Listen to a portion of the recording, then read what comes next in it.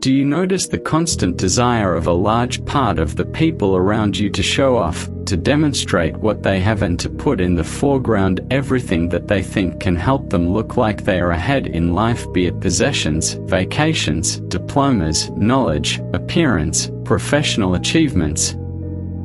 Our selfishness and narcissism reach higher and higher levels, and our desire to help others, to get closer to them, to be the reason for someone's smile, is somehow lost. Because it seems that there is always at least one problem of yours that is more important than the possibility of pleasing someone else. Who is to blame for our growing lust for ostentation and our disappearing empathy, we won't discuss now. But we will talk about the quiet understanding and perception of the world around us, so quiet and imperceptible to others and at the same time so real to us. They say that the more you announce your happiness to others, the shorter you will enjoy it. That the more intransigent and aggressive you are against what you don't like, the deeper you get into it and it begins to take up more and more of your life.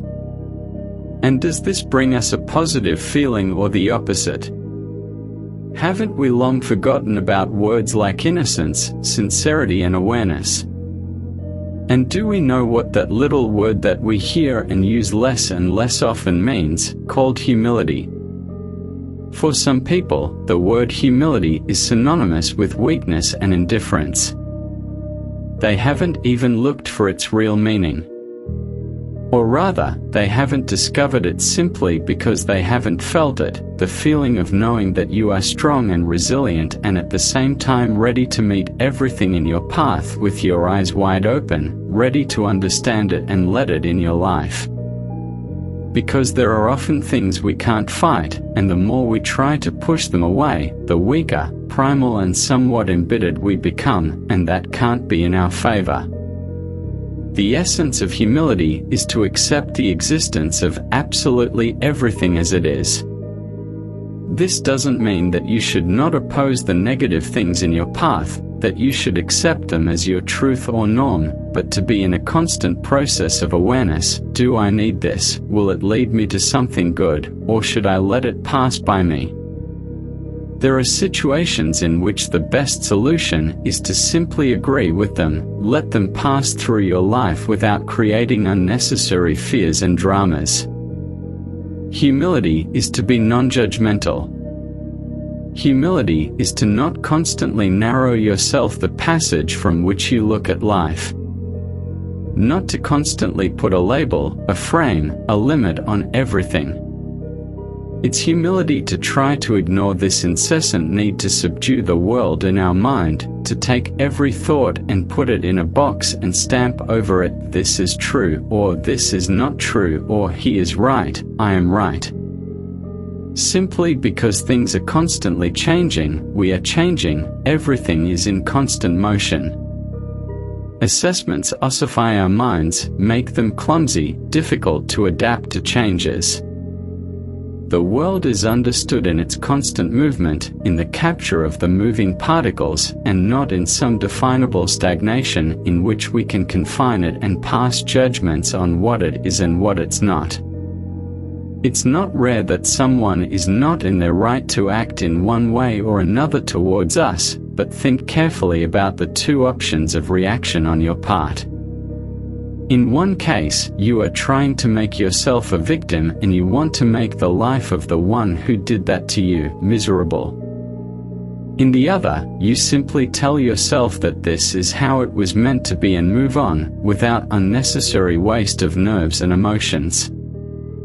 Certainly the second option is far more gentle for your mind and makes you realize the insignificance of many situations that you see as way too important.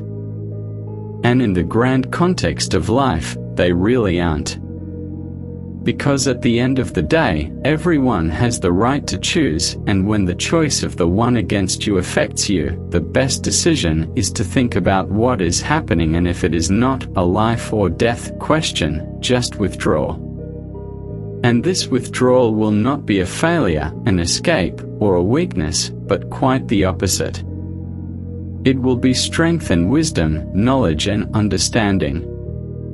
We can achieve full awareness and wholeness only when we are ready to accept everything and keep our head straight after this acceptance of everything. No shame. No sense of defeat. No dark thoughts. Humbleness is let the light to enter in our mind and heart. It is an understanding and feeling of God, of the power of the universe. It gives us a clear idea of ourselves, about our insignificance. Understanding that we often turn small setbacks into big problems and thus begin to live in a false world of ours that has nothing to do with reality. The most elementary example: you are fired unexpectedly.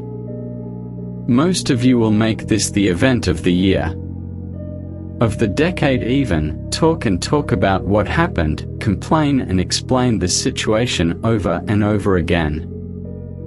There will be those who will simply accept the injustice, leave it in the box of events from their lives and move on to new events on their way. If you start looking for a job the very next day without looking back, without feeling sorry for yourself and your circumstances, your chance to preserve yourself and harmony in your life is many times greater than if you go looking for justice, not wanting to appear like you are resigning.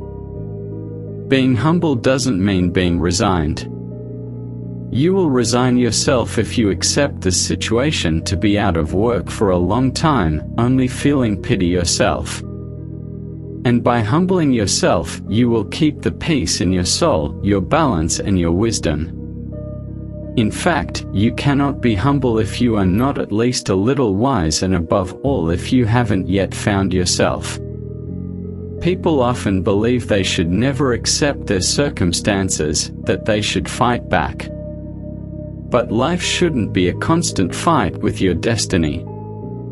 Fighting until the end, until you lose everything, even losing yourself, throw your peace in the fire just to win the battle, is for the weak.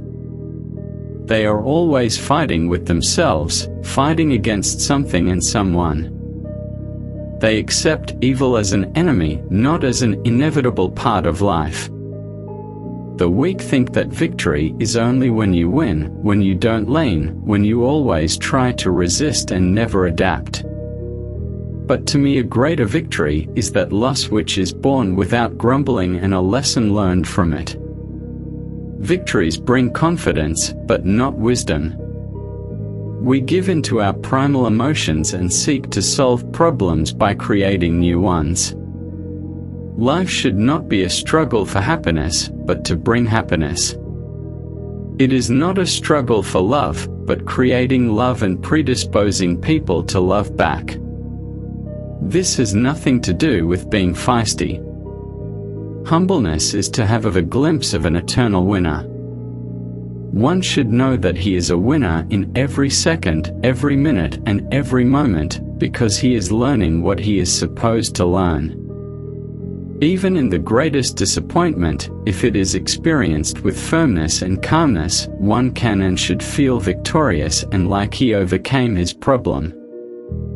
Those of us who are constantly fighting against everything don't choose their battles. Those who are the defensive against everything and everyone end up getting tired, exhausted. They fight against evil, but this fight can only make them bitter. In this struggle they destroy and humiliate themselves. In the fight against things they don't like or approve, they also fill themselves with anger in order to be equal opposite force to it and to convince ourselves that we can defeat it. And no matter how wrong this perception is, it is live among the masses and it's here to stay. Always fighting back is a good alternative for those who do not know how to live, but a bad alternative for those who already know. Fighters run from injustice and pursue retribution. But as is often the case, what you run from catches up with you, and what you chase remains an elusive goal. So don't run from some things, don't chase others.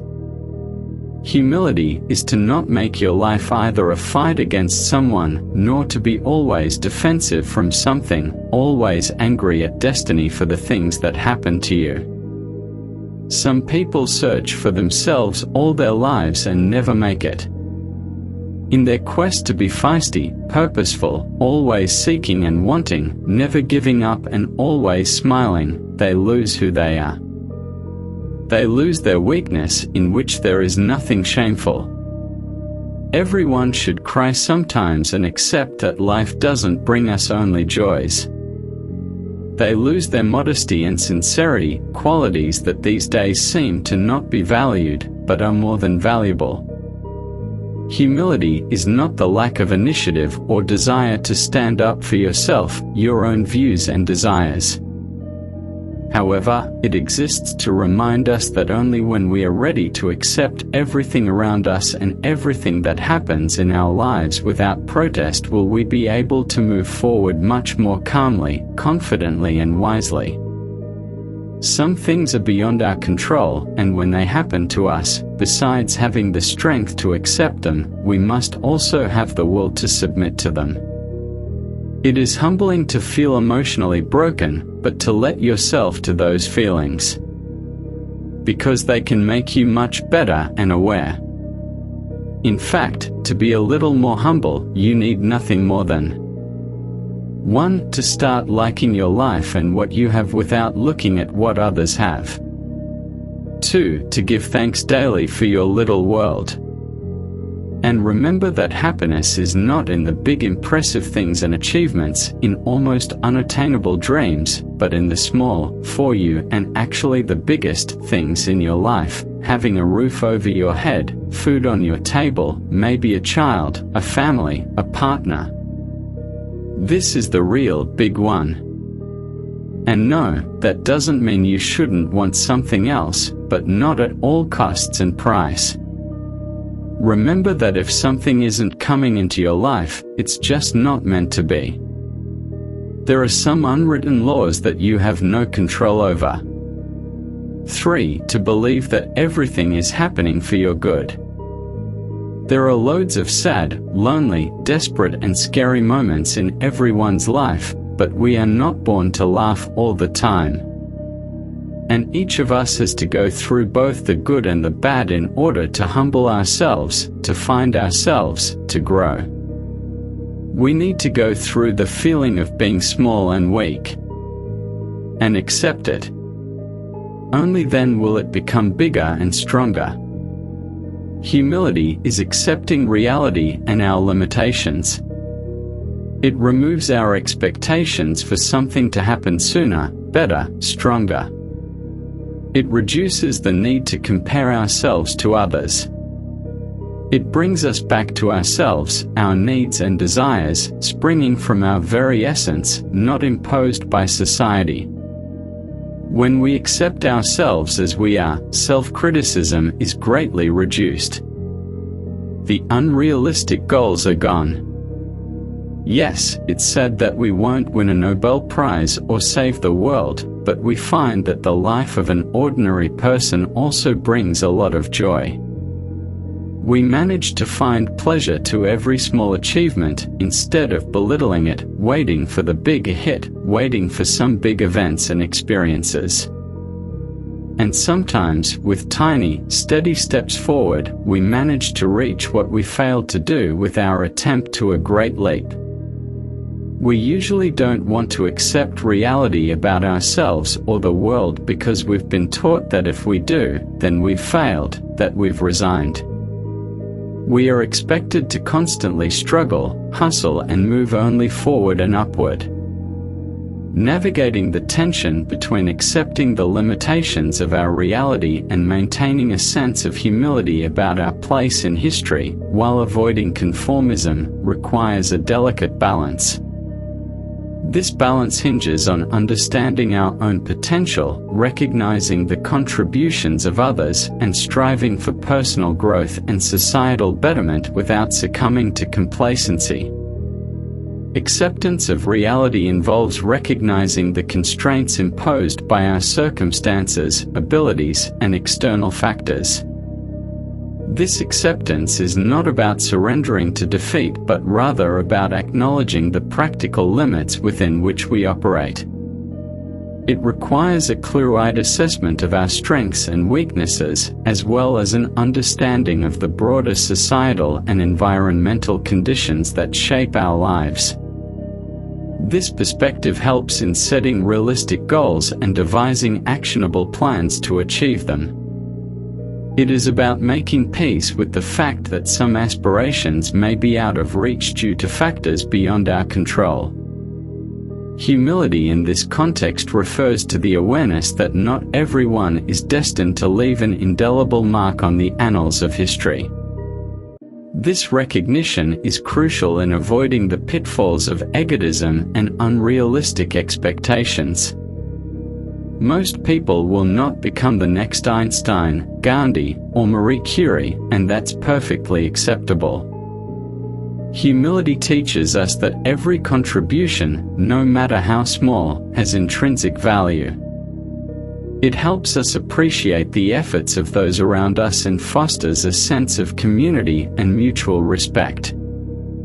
Avoiding conformism is about resisting the pressure to simply blend in or follow the crowd without critical thought.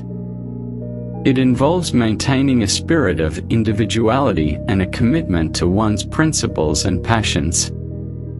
Conformism stifles creativity and innovation, leading to a stagnant society.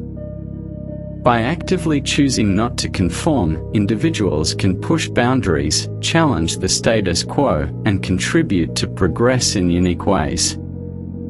This does not mean rejecting all norms and traditions, but rather critically evaluating them and deciding independently which to embrace and which to challenge.